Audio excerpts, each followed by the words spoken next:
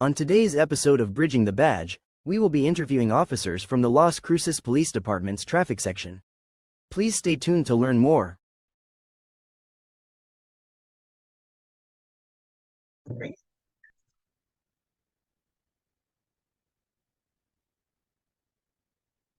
Hi, welcome to another episode of Bridging the Badge. I am Officer Paulus with the Las Cruces Police Department Community Outreach Unit. Today with me, I have Officer Tovar from our traffic section. Officer Tovar, thank you for being with us today. So the reason we asked you here is we get a lot of questions online when it comes to like our social media pages. And there's a lot of questions in reference to traffic. And to be honest with you, I'm a little behind the curve when it comes to that. It's not my cup of tea. Hence why we've asked you here today. So thank you for being here. Oh, thank you for having me. A little about yourself. Again, my name is Officer Tovar. I've been with LCPD for 6 years now, and I'm going on to a year in traffic. A year in traffic. Okay. And how is that the change from going from a specialized unit, or I'm sorry, from patrol to specialized unit? It's actually a really big change. One of the main changes is your schedule. I was on swings and days, and now I'm on days. Helps me out on the weekends as well. And you really just, for traffic, you just enforce traffic all day, and take crashes. So you're not chasing calls like patrol would take. Okay. So on a typical work day, what does your day look like? So a typical work day for me would be wake up in the morning, you're pulling traffic, usually for lunch, or either you go eat or you can do whatever you need to during your lunch. And then afterwards, you're pulling traffic again. You're also helping the PSAs out while they take crashes. Okay. And speaking of PSAs, can you explain what comprises the traffic unit? Yeah, so we have 10 motor officers, and we have police service aides, which are the ones that help take crashes that don't have injuries or slight injuries. And they could also help take vandalisms or information reports without suspect information. So PSA, sorry. Okay, that answers that question. That was actually my next one.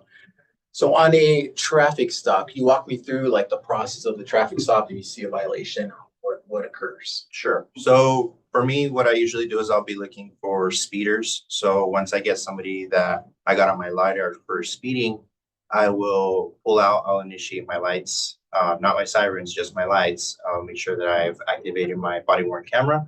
I call out the stop with central dispatch. As soon as I get out, I'm making sure I'm watching the vehicle and the occupants inside of it. I approach the vehicle at an angle to make sure that we continue to have officer safety. And when you walk up to the person, you really just try to stay personable with them. You ask them for license, registration, insurance. You try to see their persona, see how they're acting towards it. And then when you get that information, you come back and you decide whether or not you're going to give them a written warning, just a regular verbal warning, or if you're going to set them into court. Whichever one you do, then you take back their paperwork, explain what you did and why you did it, and then you go from there. Okay. So when you are, I guess, running your traffic operations, are you targeting a specific location? And if so, what is the reason for it? So there are different locations in the city that have either more traffic infractions with, whether it be speeding, whether it be running stop signs, the school zones. A lot of people will speed through those, so we have those. There's also traffic studies is what it's called, and that'll be citizen complaints like you guys that will email or call supervisors saying that you're having issues in a certain area and you would like it checked. So my task on Wednesdays is to make sure that I'm gathering the data in those areas that citizens complain from and seeing if it's an area that gets either a high traffic violation or low traffic violations. And that way we're able to either assist that citizen or kind of just show that there's not really a lot of infractions in that area. So there's not really an officer that we can say in that position. Okay. Crashes. Now, I know I'm not a huge fan of them. I know when I was on patrol, that was like, not a huge fan, but can you walk us through that whole process? Yeah, so usually we'll get the crashes through central dispatch. Sometimes if you're driving around and you run into a crash, well, you just kind of got lucky and you can start handling the crash from there. You could have private property crashes. You could have just regular non-injury crashes. You could have injury crashes.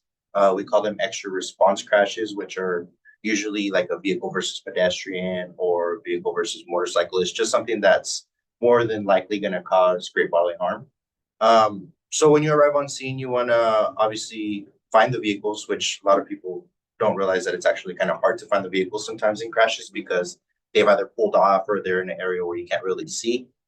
Then you got to make sure that the roadway is secure for foot traffic. So yourself, you got to position your vehicle in a spot where you'll be seen and not be hit by other vehicles. Check on everybody inside the vehicle, making sure there's no injuries. And then you go back to gathering their information, their license, registration, insurance, phone number, and kind of just getting everybody's story of what happened. After you get all of that, then you give them a report number, take photographs of the incident. Sometimes you have to tow a vehicle, and then you have to make sure you type out a report, and that way they can get that to their insurance or whatever records they want. So now the next question, because I actually get this one a lot, is it you guys or is it the insurance that determines fault?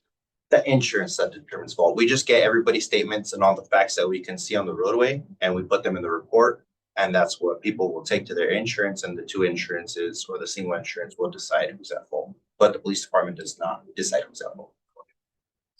Yeah, I get that one asked pretty often, and I'm like, well, we get that a lot of Yeah, crashes right? too. They're like, well, it's not my fault. And we're like, whoa, I mean, whether it is or not, we don't say who's at fault. We just get everybody. We do get that a lot of crashes, right? So it's good to clarify that. And also the citation. I know, I guess, is it at your discretion when issuing that citation when it comes to crashes, or is it something that is mandatory? You do have every officer has discretion on giving citations. So that's an officer discretion. Officer discretion. Okay.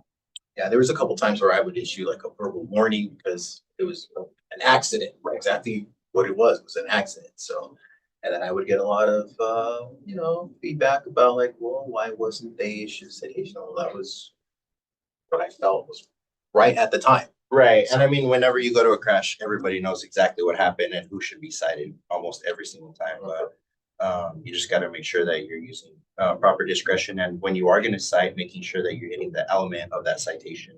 As all crimes have elements, you have to make sure that you're doing the same thing with the citation of why you're citing them with that specific citation. Okay.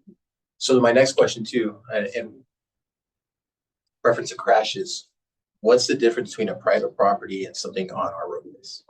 That's pretty much what it is. If there's a crash on private property, for this example, we can use, where do people crash a lot?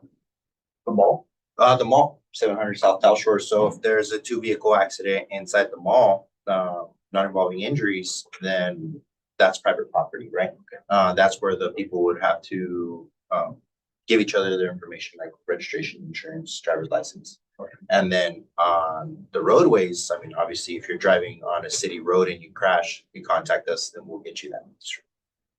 So going back to private property, if there was, I guess, a major, like an injury that came out of the crash, then that's when you guys would say we would, yes, if there's a great bodily harm, or hit and run, or even if there's like a crash involving a DWI, say, that's where we would get you reports. Okay. Good information. That's another question we get asked a lot. Oh. When it comes to private property, it's like, well, I want a police report. Luckily, I mean, people are pretty understanding whenever we go out there and we let them know what a private property is. From my experience, people are like, okay, well, that makes sense. And they'll exchange information. Now, if it's a hit and run and you can't do that, then we can get your report as well. I'm not sure if that's it. So the other thing, road rage, that seems to be like a frequent thing. I see a lot of calls for service come in reference to road rage. Mm-hmm. How does the traffic section handle that?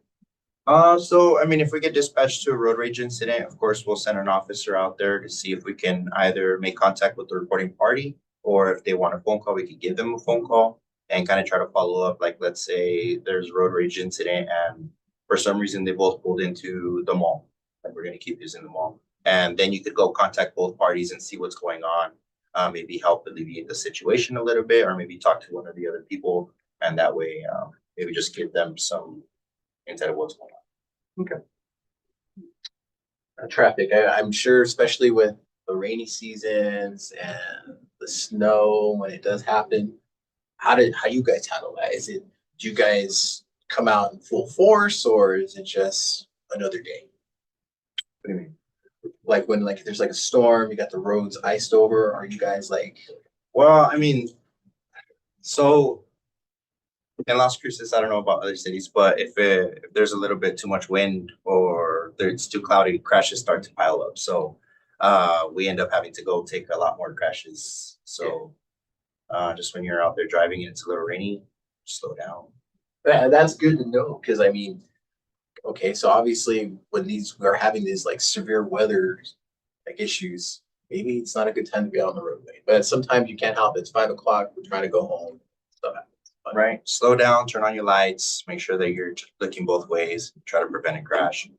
Get yourself home a little bit faster than you would if you're not doing this. so emergency kits. How does the traffic section feel about people and the importance of having them? I mean, it's good to have it, but it's more important to know how to use it. Everybody will buy an emergency kit and not know what's in it. For example, people will get a Walmart emergency kit and it'll just have Band-Aids and maybe some alcohol in it, like to clean a cut.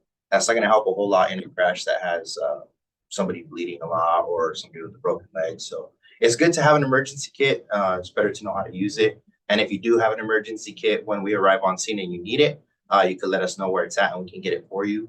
We also all carry emergency kits in our vehicles, and officers will be carrying first aid kits or IFACs with them everywhere they go. So we also have.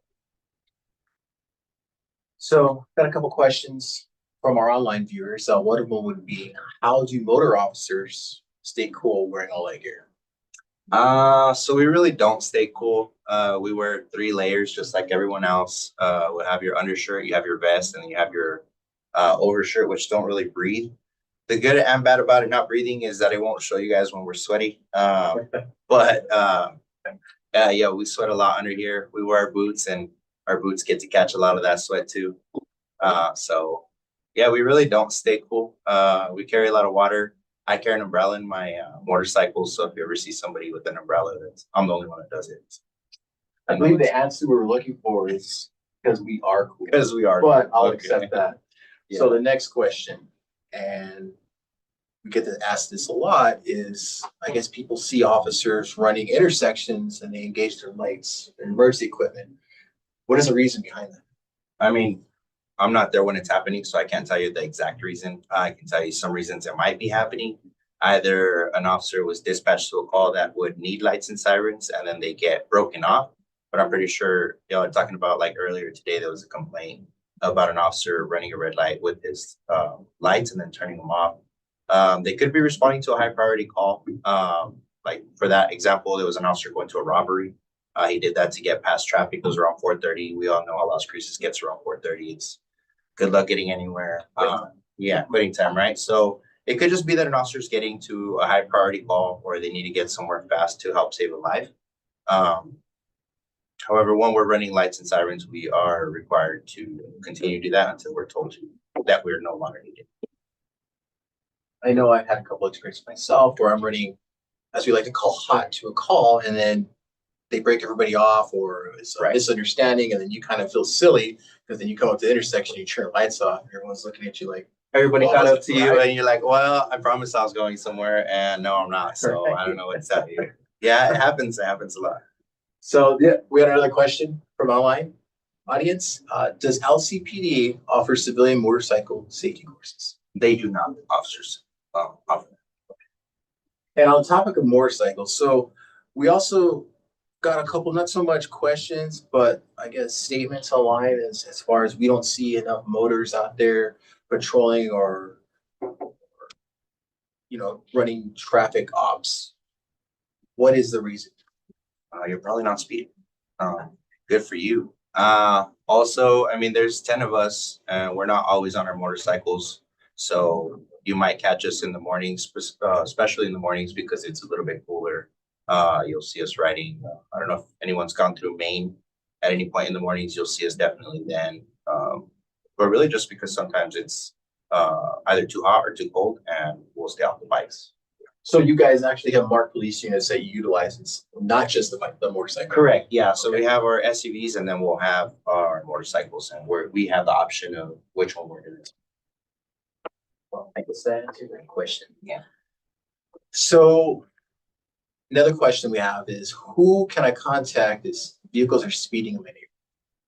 Okay, well, that's a good question. Back to traffic studies or what I was talking about earlier is if you're having any issues in your neighborhood with either speeders or people, it doesn't just have to be speeders, it could be people running stop signs, traffic violations.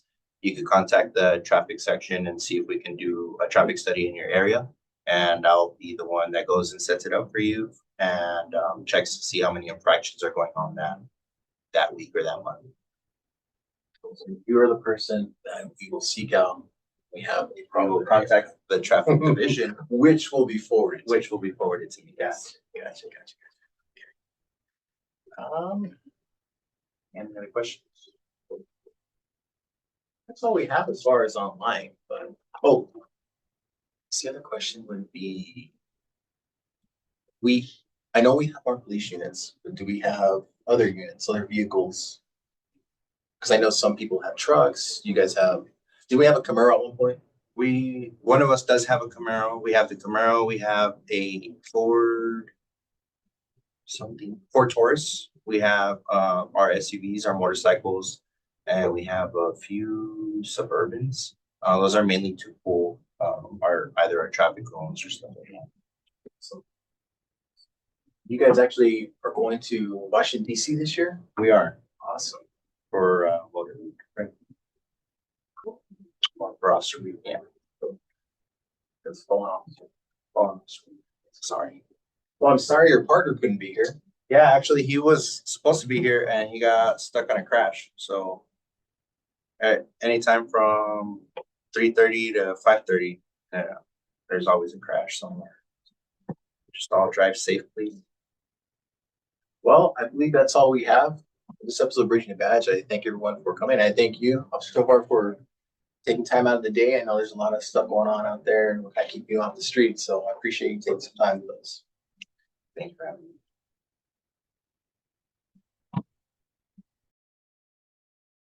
The Las Cruces Police Department would like to thank you for tuning in, and we hope to see you during our next episode of Bridging the Badge. For any questions or additional information, please contact our Community Outreach Unit at communityoutreach@lascruces.gov.